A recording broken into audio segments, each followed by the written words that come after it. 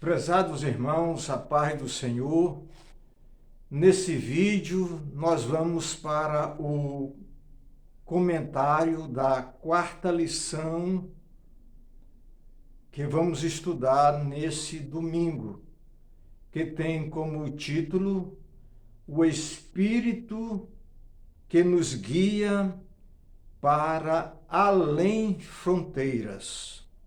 A palavra-chave da nossa lição nesse domingo é fronteiras. A mensagem de salvação não tem fronteiras. O plano de Deus, no plano de Deus não existe fronteiras, porque Deus quer salvar todos. Deus quer que todos sejam salvos e venham ao pleno conhecimento da verdade. Então, o texto áureo da nossa lição diz: de sorte que as igrejas eram confirmadas na fé e cada dia cresciam em número. Essas igrejas eram confirmadas na fé porque os missionários, eles trabalhavam dessa forma. Eles estavam evangelizando num certo local, depois eles saíam e continuavam evangelizando em outras cidades. Quando eles chegavam na última cidade onde eles pregaram, então eles voltavam para confirmar, para ver como estavam os irmãos que ouviram a mensagem do Evangelho. Certo? Então, o texto diz que a igreja crescia em número. Então, o trabalho missionário ele está avançando. Ele está ultrapassando fronteiras. A igreja está se expandindo geograficamente. É por isso que a palavra-chave da nossa lição é fronteiras, porque não existe fronteiras no plano da salvação. Deus quer que todos sejam salvos. Então, a verdade prática diz assim: o Espírito Santo não apenas guia o cristão em seus passos, mas também impede de avançar quando isso não está em acordo com a vontade de Deus. Então, quem é que dirige os passos do cristão? É o Espírito Santo. Quem é o Espírito Santo? O Espírito Santo, ele é Deus. O Espírito Santo é Deus. O Espírito Santo é a terceira pessoa da Trindade. Então, nós estamos tratando aqui nessa lição, não é de uma força, não é de uma influência. Nós estamos aqui falando do Espírito Santo, que é Deus, que é a terceira pessoa da Trindade, que é a pessoa que foi enviada pelo Pai para estar com a igreja. Jesus prometeu que iria mandar o Espírito Santo no capítulo 14, a partir do versículo 16. Então ele ia enviar um outro consolador, não diferente, mas da mesma essência, da mesma espécie. Então ele ia habitar nos crentes e estaria com eles. Então, o Espírito Santo, ele guia os passos do cristão e ele também impede, ele tem soberania, ele é soberano, ele impede de avançar quando isso não está de acordo com a vontade de Deus. É o que nós vamos ver, que o Espírito Santo impediu que os apóstolos, os missionários, eles continuassem evangelizando na Ásia. Nós vamos ver que o Espírito Santo agora vai orientar os missionários para outro lugar, certo? Então, a nossa lição, ela está dividida em 3 pontos, né? Eu coloquei aqui no quadro. Então, o primeiro ponto, Lídia. Quando o Espírito abre o coração e funda uma igreja. Então, meus irmãos, nessa quarta lição, nós já vamos entrar para a segunda viagem missionária do apóstolo Paulo, certo? Então, nessa leitura aqui, na leitura bíblica em classe, que está em Atos capítulo 15, então já é a segunda viagem missionária do apóstolo Paulo. Então, todo o contexto dos acontecimentos que nós vamos estudar aqui, eles estão dentro da segunda viagem missionária do apóstolo Paulo. Então, eles chegam em uma determinada cidade, na cidade de Troade.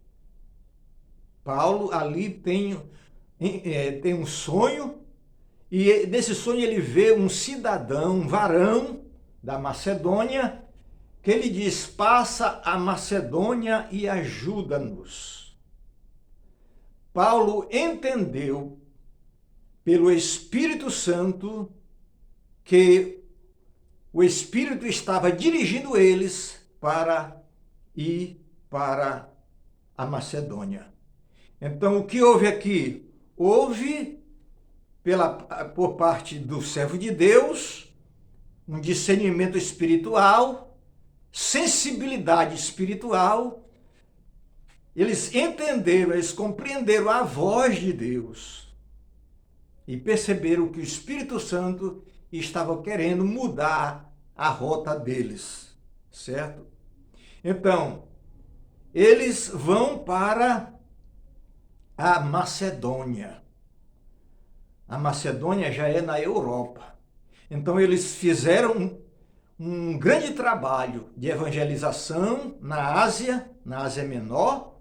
Agora o Espírito Santo quer levar eles para além fronteiras, certo? Então, Paulo, ele é avisado pelo Espírito Santo a prosseguir para a Macedônia.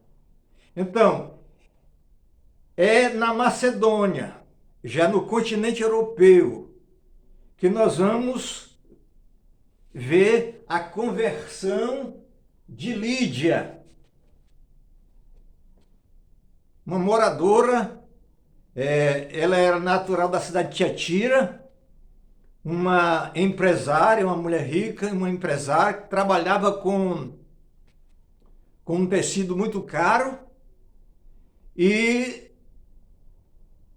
ela vai estar juntamente com algumas mulheres no rio, onde Paulo e seus companheiros saíram para orarem. Nós não temos notícia, pelo menos Lucas não dá notícia, que eles procuraram uma sinagoga. Porque se houvesse uma sinagoga, eles procurariam a sinagoga para começarem por lá. Mas eles não encontram sinagoga na cidade de Filipos. Então eles vão para um rio, onde eles pudessem orar. Quando eles chegam lá, eles encontram um grupo de mulheres reunidas ali. E Paulo, ele não perde tempo. Ele começa evangelizando, pregando o evangelho. E dentre essas mulheres que estavam ali reunidas, ouvindo a mensagem, uma chamada Lídia, o que aconteceu? O Espírito Santo abriu o coração dela. Então ela entendeu a mensagem do apóstolo Paulo, ela recebe essa mensagem e se torna uma cristã naquela cidade. Então, ela passa a ser a primeira mulher a se converter no continente europeu. Então, ela se converte, se torna uma cristã, se torna amiga dos apóstolos e em sua casa passa a ser um ponto de encontro dos irmãos, uma igreja, certo? Então, quando o Espírito abre o coração e funda uma igreja, porque os irmãos iam se congregar na casa de Lídia, local de reunião dos cristãos. Então, foi na cidade de Filipos que aconteceu a conversão dessa mulher chamada Lídia, vendedora de púrpura. Se eu não me engano, eu vou localizar aqui, deixa eu ver se é mesmo, se ela trabalhava com púrpura.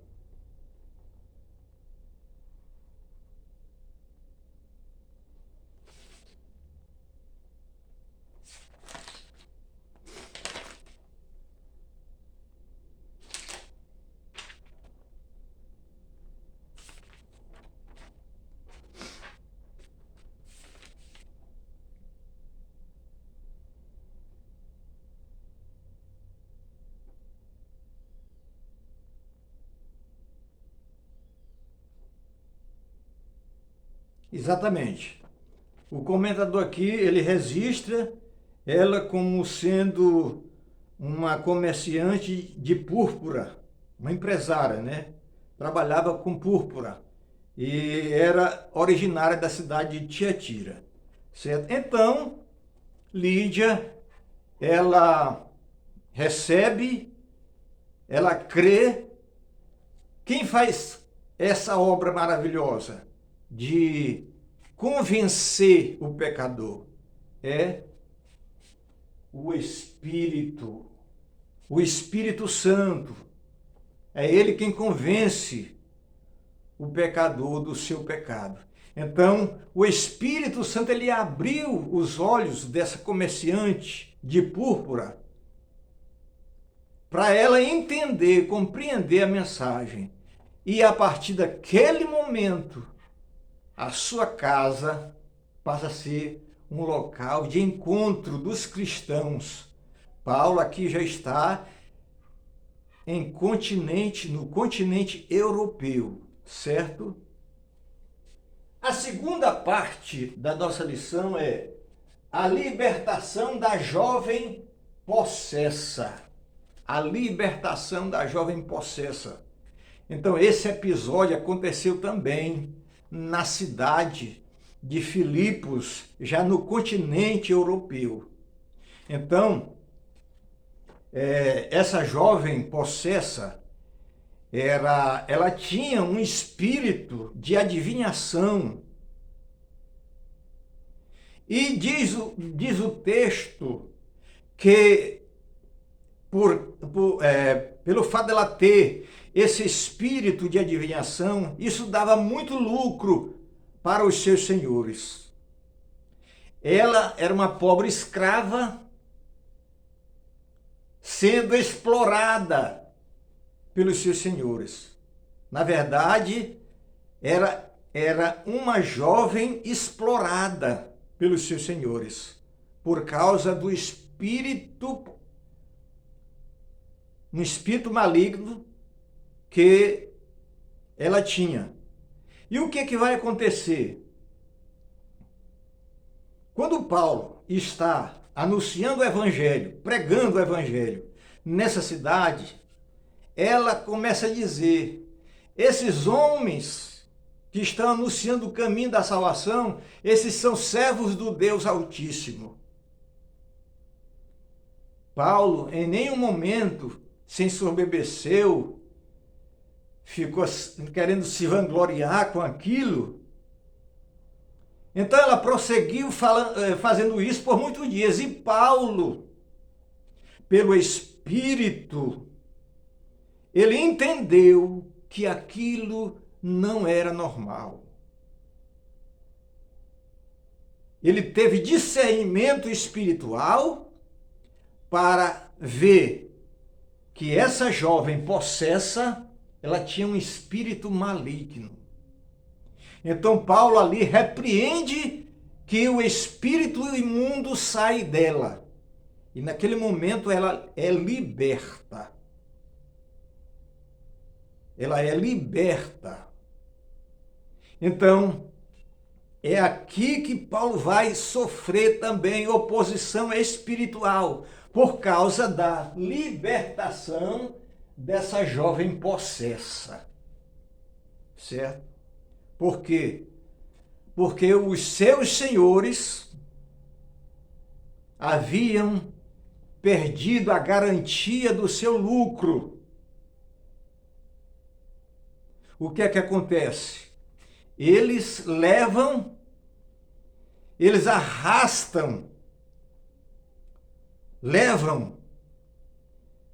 os missionários até a presença das autoridades daquela cidade e começam a dizer que eles estão perturbando a ordem pública. E as autoridades prendem os apóstolos, manda açoitá-los e lançá-los em uma cadeia, em uma prisão. Tudo por causa da libertação dessa jovem possessa. Certo? Então, o que é que nós aprendemos aqui? Que a mensagem do Evangelho é uma mensagem de libertação. O Evangelho liberta. Não há poder maior do que o poder do Evangelho, que liberta. Então, a mensagem do Evangelho é uma mensagem de libertação. Então, aquela jovem possessa foi liberta daquele espírito maligno que não vinha de Deus. Eles sofreram oposição espiritual, mas eles estavam sofrendo por uma causa digna. É muito bom a gente sofrer, mas sofrer quando nós estamos fazendo o que é correto aos olhos de Deus. Se nós tivermos que passar por perseguição, que passemos, porque nós somos chamados não apenas para crer em Jesus, mas também para sofrer pelo nome de Cristo. E se for necessário, temos que sofrer. Assim como a igreja primitiva, os cristãos primitivos. Então, o terceiro ponto da nossa lição traz como o assunto a prisão de Paulo e Silas e a conversão do carcereiro. Então, depois que eles apanharam em praça pública, foram chicoteados eles foram lançados em uma prisão. Aí, e diz o texto que à meia-noite eles estavam cantando. Eles estavam louvando ao Senhor. E diz o texto que os presos ouviam Paulo e Silas cantando. Isso aqui, meus irmãos, é fé. Isso aqui é convicção. Eles tinham convicção da sua fé em Jesus Cristo. Embora tendo apanhado e sendo lançados em uma prisão, mas a sua fé não foi abalada. A sua fé permanece, porque eles têm certeza em que eles têm crido, eles têm convicção, eles têm uma fé verdadeira na pessoa de Jesus Cristo. Por isso que sua fé não foi abalada, mesmo estando na prisão. E o que foi que aconteceu? Ali, presos, diz o texto que houve um terremoto ali, quando começou a tremer, a abalar as celas onde os presos estavam. E o carcereiro, que estava com a responsabilidade de guardar, de vigiar esses prisioneiros, ele acorda assustado, pensando que os presos tivessem ido embora ou fugido.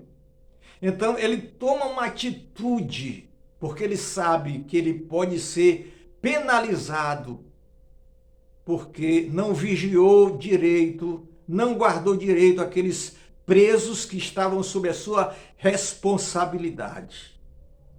Então o que ele pega? Ele pega uma espada e nesse momento ele quer cometer suicídio. É nesse momento que eles ouvem a voz do apóstolo: não te faças nenhum mal, porque todos nós estamos aqui.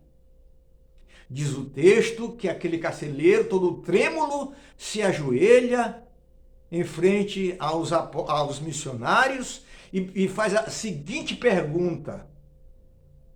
A pergunta mais importante de toda a Bíblia: o que eu devo fazer para ser salvo? Então essa é a pergunta mais importante da Bíblia Sagrada. Paulo diz: crê no Senhor Jesus Cristo e será salvo tu e a tua casa.